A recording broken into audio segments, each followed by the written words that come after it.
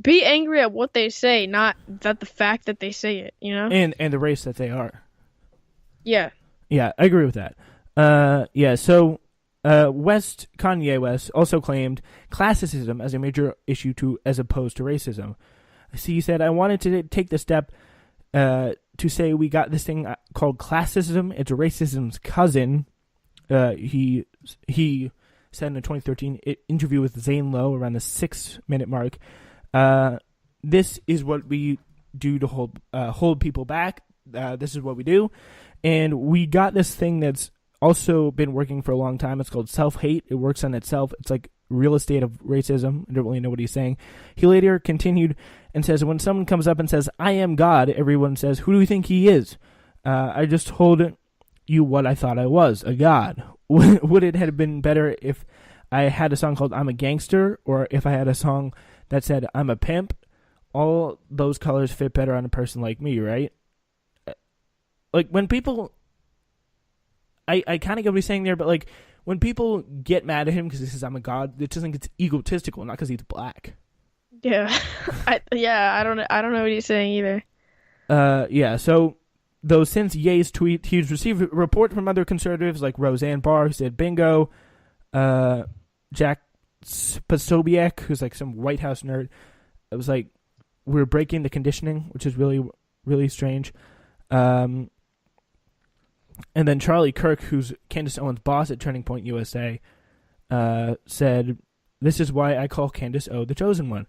So, I mean, it's really pretty incredible. Like, they're really kind of insecure conservatives about it. Like, when they first get like one black person or a famous Hollywood person on their side, they flip out because no one else. It just doesn't seem right. I don't know. It'd be interesting to see, like, actually go in and get a stake on that, but... Yeah, I agree. Alright, yeah, so... 420, speaking of which, 420, it's April 22nd, as we are recording this podcast. 420 was... But Friday was the day. The marijuana holiday.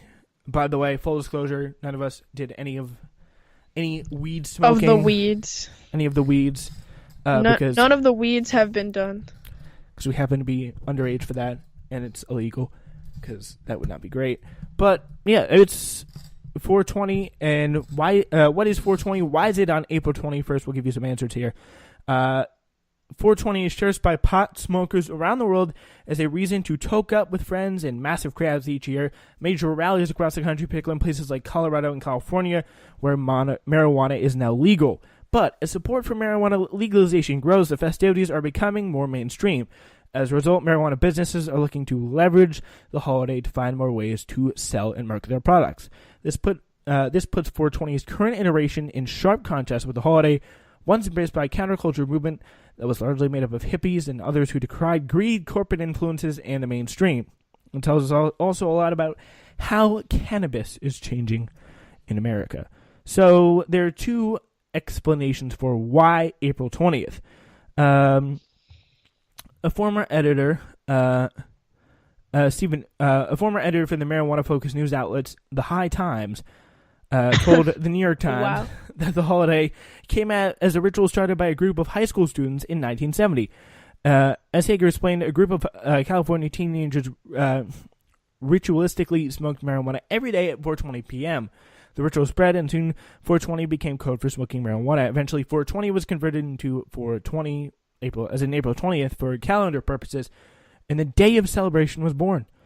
A group of Californians published documents giving this theory legitimacy, but it's unclear if the claims are valid, and this is kind of the broader, more accepted one. One common belief is that 420 was the California or police penal code for marijuana, but there's also no evidence to support those claims. Another theory is that 420 is the number of active chemicals in marijuana, hence an obvious connection between the drug and the number, but there are actually more than 500 ingredients in marijuana, and only 70 or so are cannabinoids unique to the plant. So there is that.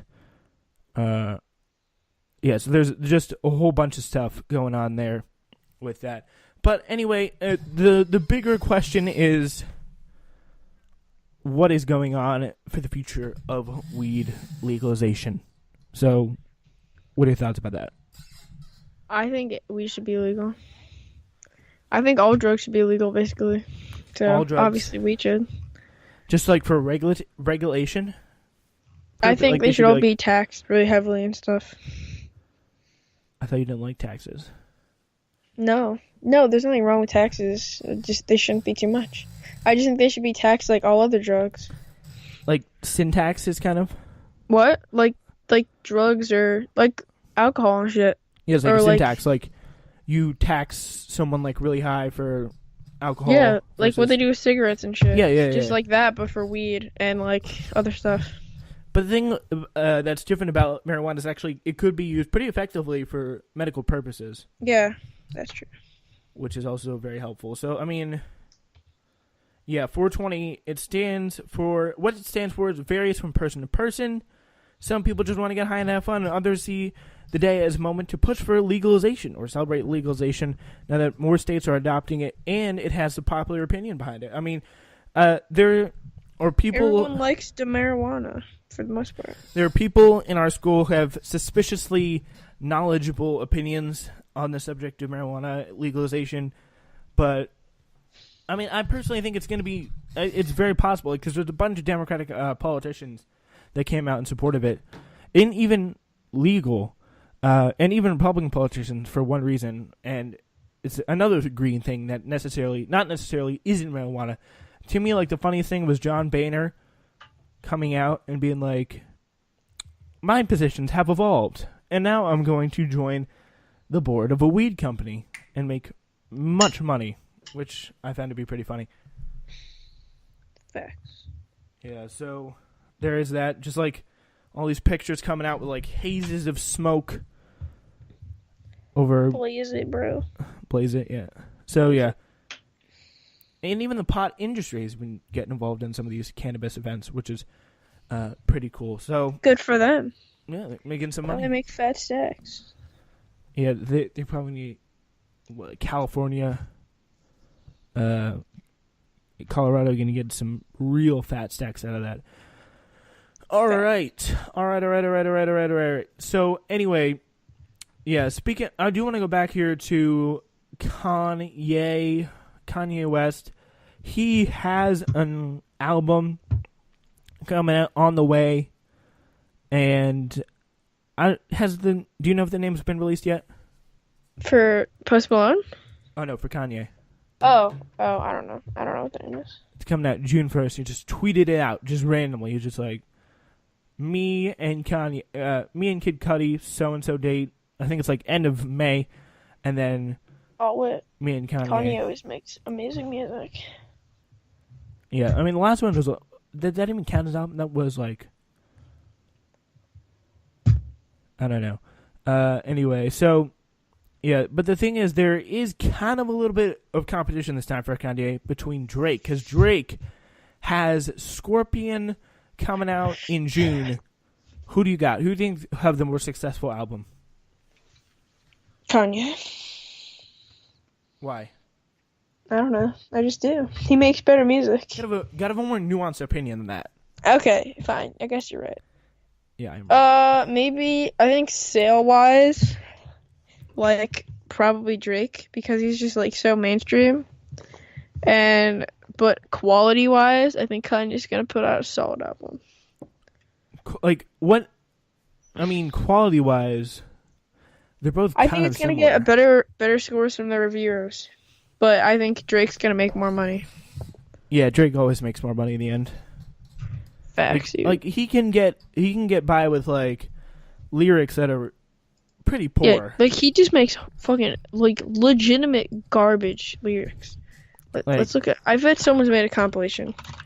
Drake's worst lyrics.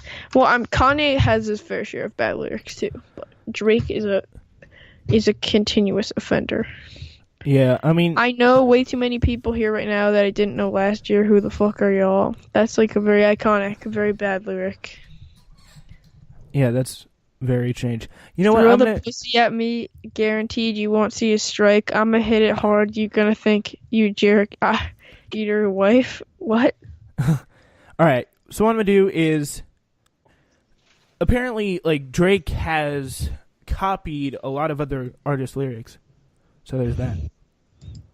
Which is a little awkward. That's true. Who knows how real that is, though? Well, there's a Nicki Minaj song called "Stupid Ho." I'm playing it right now. Yo, I get it cracking like a bad bag. Bitch talking shit a queen when she looking like a lab rat. I'm Angelina, you Jennifer. Come on, bitch, you see where Brad at? All right, there we go. That's that. All right, yeah. The point is, Drake, he's going to win because Drake's like a big bank. He's too big to fail. They did fail, though. So what? They're too big to fail, but the government... Drake's not going to fail, so the government doesn't need to bail him out. Okay. Sure. All right. Okay. All right, yeah. So now we move to Derek Jeter. Derek Jeter, he had an interview with Bryant Gumbel. And I think what we should do here is... If you were tanking, would you tell me? Wait, Derek Jeter owns the... Yeah, he owns the Miami Marlins. So pretty much HBO how? Real Sports... Did he have to retire to do it? Yeah. He retired like years ago. You don't know Okay. that?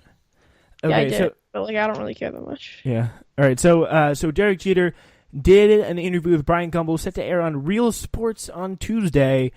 And so Zach will now interview me as Bryant Gumbel, and I'll be Derek Jeter. Okay. Yeah, this is gonna end great. Okay. It's gonna be great. If you were tanking, would you tell me? Tanking? What is... No, tanking. What is that? Tanking is not trying your hardest to win ball games every day. We're trying to win ball games every day. If you trade your best players in exchange for prospects, it's likely you're going to win more games in the immediate future. When you take the field, you have an opportunity to win each and every day. Each and every day. You never tell your team that they're expected to lose. Never! Not until... No, now, you can think. Now, I can tell you how you think. Like, I see your mind. I see that's how you think. I don't think like that. That's your mind working like that. No, I get it, but I guess not in so many words. But you don't. But you don't get it. I do. You don't. We have two different... I can't wait to get you on the golf course, man. I can't wait for this one. No, I mean... You're mentally weak. I'm going to break you on that golf course, bitch. No, I'm realistic. You really expect this team... I expect this team to... As presently configured to contend. Compete. Compete is one thing. Everything. Watch my lips, not complete. I see your... Contend. You expect them to contend? So yeah. Yeah, so Derek Jeter... Is there a video of this? Please tell me there's a video of this. There is not a video of this because it's coming out on Tuesday, and I really want to see it. Oh my god. I need to watch this. This is the most awkward thing in the world. You're mentally weak. It's like wants to snap him in half or something. So aggressive too. It's like, fuck you. You think differently. Go. Yeah. Like there's this I read this like amazing like thick ass book on Derek Jeter, and he's like how he like one time someone stole his glove as a prank and he never talked to them again. It was like Mariano Rivera's cousin. Yeah. Yeah, it was like they stole the glove for like 5 minutes and came back to him, and Derek Jeter wouldn't even look at them again. Oh my god, Jesus Christ. And like how A-Rod like threw off his like entire psyche. It was really weird. So Derek Jeter, he does not. The point is he does not expect his team to contend here. They traded Giancarlo Stanton to the Yankees, D. Gordon away for absolutely nothing. And he literally fired like the longtime public address announcer for like 32 years on Thanksgiving. So he's just an awful guy down there. He's not making the Yankee organization proud.